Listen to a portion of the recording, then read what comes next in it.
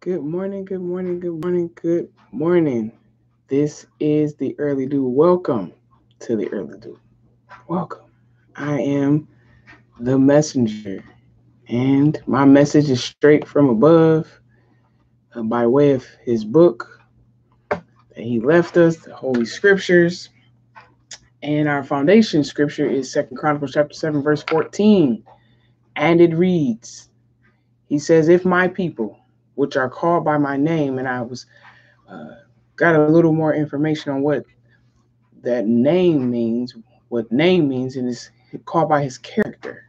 It's another, in Hebrew, it's words have so much more meaning. So let's read it with that. It said, if my people, which are called by my character, shall humble themselves, pray, seek my face, and turn from their wicked ways, then, he says, I will hear from heaven and will forgive their sin and will heal their land. I am in the United States. We need to hear from heaven. We have a lot of sin to be forgiven of, and our land definitely needs healing. And he told me to continue to read the Torah, and the Torah will help us to learn more about his character. We are in Numbers chapter 13. Let's see. All right. And I normally check and see. Got some names, y'all. Looking over it. Bear with us. But we here on the Early Dew, we say we don't let the lack of ability to pronounce the names to stop us. We read the Torah, we continue to read the scriptures, even though we cannot say these names correctly. We just keep going. And it starts off, as most of it starts off, the Lord is speaking. And the Lord said to Moses, send men to explore and scout out for yourselves the land of Canaan, which I give to the Israelites. From each tribe of their fathers you shall send a man, every one a leader or head among them. So Moses, by the command of the Lord, sent scouts from the wilderness of Paran, all of them who were heads of the Israelites. And these are their names.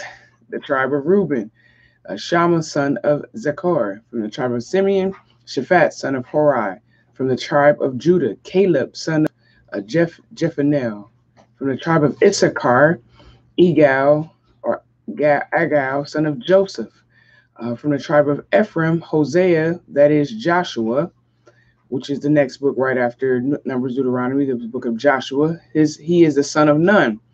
From the tribe of Benjamin, Paltai, son of Raphu; from the tribe of Zebulun, Gadiel, son of Sodi; from the tribe of Joseph, that is the tribe of Manasseh, Gadi, son of Suzi. All right, Joseph, yeah, I see. Okay, from the tribe of Joseph, that is the tribe of Manasseh, which is one of his sons. Of the tribe of Dan, Amuel, son of Gamali; from the tribe of Asher, Sethar, son of Michael; from the tribe of Naphtali, Nabi, son of Voseph, that's Vophsi; from the tribe of Gad, Guel, son of Makai.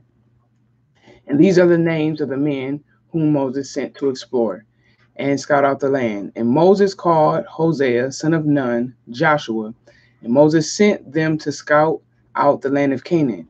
And he said to them, get up this way by the south of Negeb and go up into the hill country and see what the land is and whether the people who dwell there are strong or weak, few or many, and whether the land they live in is good or bad, and whether the cities they dwell in are camps or strongholds, and what the land is, and whether it is fat or lean, whether there is timber or in it or not, whether there's timber in it or not, and be of good courage, and bring some of the fruit of the land.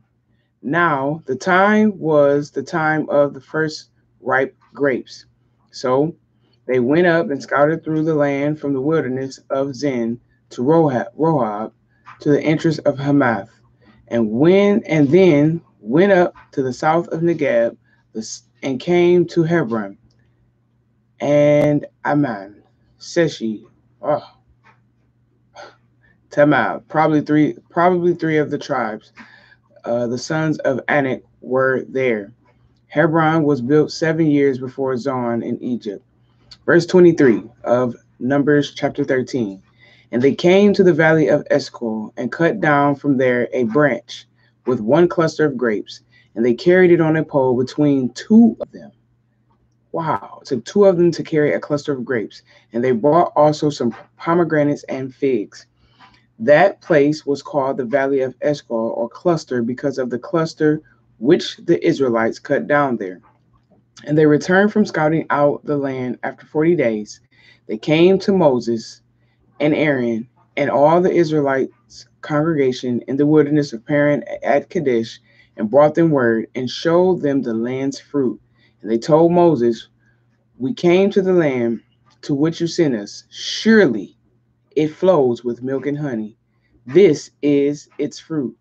But the people who dwell there are strong, and the cities are fortified with and very large. Moreover, there we saw the sons of Anak of great stature and courage. Amalek dwells in the land of the south, the Negeb. The Hittite, the Jebusite, and the Amorite dwell in the hill country, and the Canaanite dwells by the sea along by the river side, by the side of the Jordan River." Caleb, he quieted the people before Moses and said, "Let us go up at once and possess it. We are able to conquer it." But his fellow scouts said, "We are not able to go up against the people of Canaan, for they are stronger than we are." So they brought the Israelites an evil report of the land which they had scouted out, saying, "The land through which we went to spy it out is a land that devours its inhabitants, and all the people that we saw in it are men of great stature." There we saw Nephilim, or giants. They saw giants, the son of Anak, who came from the giants, and were in our own sight, and we in our own sight are as grasshoppers, and so we are in their sight. I know how this story ends. My goodness. I can't read verse 14 because my time is almost, chapter verse 10, this is my time is almost up. Y'all gotta join me tomorrow. This is amazing. But nonetheless, they went to do what they were supposed to do. They saw that there are giants in the camp. They saw that it is very true what God had told them, that the land does flow with milk and honey. And yet they didn't have the courage. He told them to be of good courage, and they were not. In verse 20, it says, "And be of good courage." My goodness. This is relationship, y'all. The Most High is with them right now as they're going to visit this land. And I ask every morning, or most mornings, do you know that he's with you as you go in the world today and take care of the things that you have to take care of? I know he's with me. I am of great courage that the land that I am to possess is mine. Everything that I'm supposed to have is mine. The relationships and the interactions that I'm supposed to have, I have very much confidence in it. But do you? And I have it because I have a relationship with him. And I am here to encourage you too to have a relationship with him. Be of good courage. Don't look at the circumstances as our forefathers did. Don't do it. Don't be afraid. That was a land of promise. So what has he promised you? What has he promised you? What are the gifts and dreams that's on the inside of you that he's promised you? And you've allowed circumstances because it's too big or it's too hard or whatever it may be.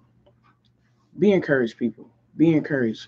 Get a relationship with him, because when you have it, you're unstoppable.